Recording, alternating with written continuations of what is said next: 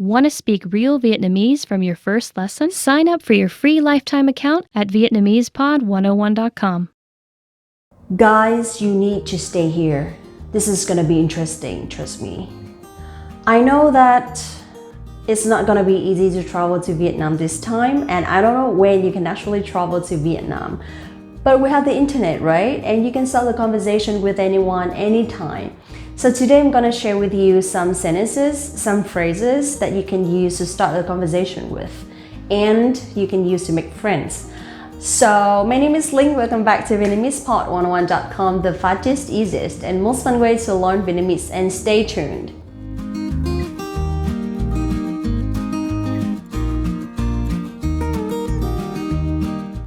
The first and the most common questions in Vietnamese that we can use with anyone, and it's not polite. Sorry, it's not impolite at all. Em sinh năm bao nhiêu? When were you born? So this is something like all Vietnamese people do, but the other part of the world doesn't, because this is just our culture. It's not offensive to ask someone's age, and it's very common actually. So in this situation in Vietnamese, we can say em sinh năm bao nhiêu or anh sinh năm bao nhiêu. That means when were you born? Em sinh năm bao nhiêu? Anh sinh năm bao nhiêu? The reason why is because we have a lot of pronouns for different people and different age. So that's the reason why that we need to know when they were born, so that it's easier for us to use the proper pronoun. So, em sinh năm bao nhiêu?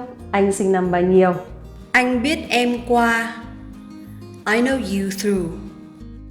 The next one, if you want to introduce yourself, and this is like the first time you talk to the person and you want them to know how to know them, we say anh biết em qua. Anh biết em qua. I know you through, or I've known you through, or by something, through someone or by something. Anh biết em qua Facebook. Anh biết em qua Facebook, or em biết anh qua anh Sơn. Em biết anh qua anh Sơn. Em làm ở đâu? Where do you work? So after introducing yourself, you can ask about each other's job. We say anh làm ở đâu? Anh làm ở đâu? Anh làm ở đâu? Ở đâu is where. Anh, you, làm, work. So in Vietnamese, the position of the words will be like opposite to English. Instead of saying where do you work, we say you work where. Anh làm ở đâu? It's the same with em làm ở đâu? Em làm ở đâu? Em làm ở đâu? Em làm ở trung tâm tiếng Anh. Em sống một mình hay sống với gia đình? Do you live alone or with your family? Another common question is, do you live with your family or do you live alone?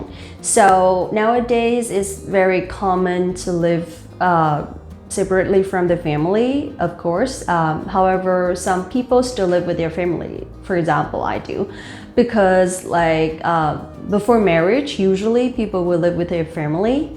Unless you live in another city or you move somewhere to work, something like that.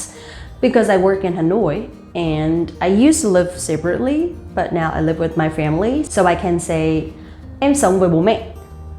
Em sống với bố mẹ. Em sống với bố mẹ. Em sống với bố mẹ. I live with my parents. So it's completely normal, okay? As long as we still support the family and we still contribute to the family. So if you live separately or if you live on your own, we can say em sống một mình. Em sống một mình. Em sống một mình, or anh sống một mình. Anh sống một mình. So if you want to know where the other person lives, we can ask anh sống ở đâu? Anh sống ở đâu? Anh sống ở đâu, or em sống ở đâu? That means where do you live? And we can answer. Anh sống ở quận Hoàn Kiếm. Anh sống ở quận Hoàn Kiếm, or em sống ở quận Hoàn Kiếm. That means I live in Hoàn Kiếm district. Em có bạn trai chưa? Do you have a boyfriend?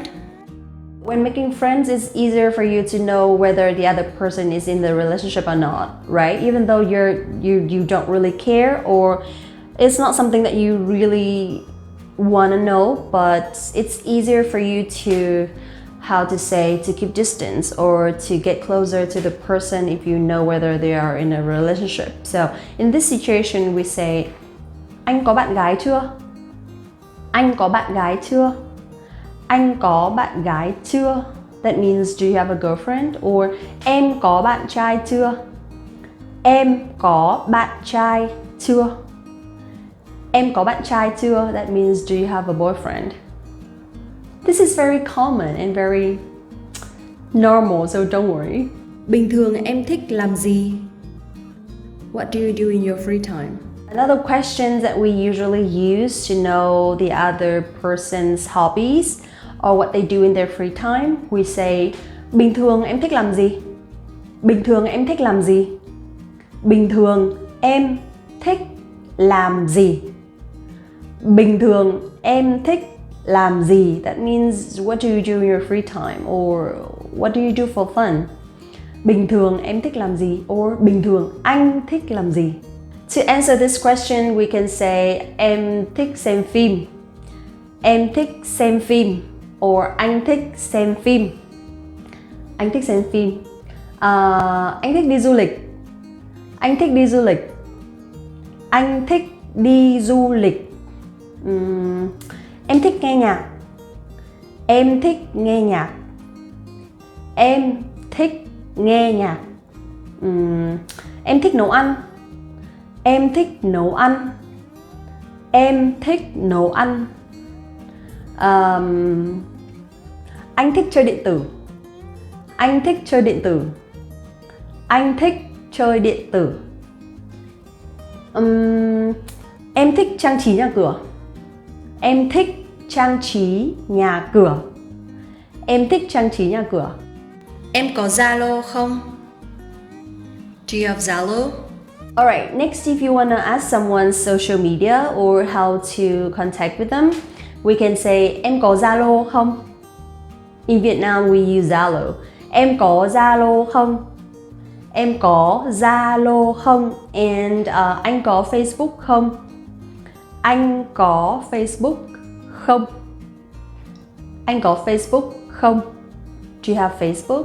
So Zalo and Facebook are commonly used in Vietnam, and maybe they're the most common channel, social media to use in Vietnam. Cuối tuần này em rảnh không? Are you free this weekend? Since you've been talking to each other for some time and you want to ask the other person out on a date, not really on a date, but just hang out, we say, cuối tuần em rảnh không? Cuối tuần em rảnh không? Cuối tuần em rảnh không? Means, are you free in weekend? Cuối tuần em rảnh không? Or are you free this weekend? Cuối tuần em rảnh không? Cuối tuần anh rảnh không?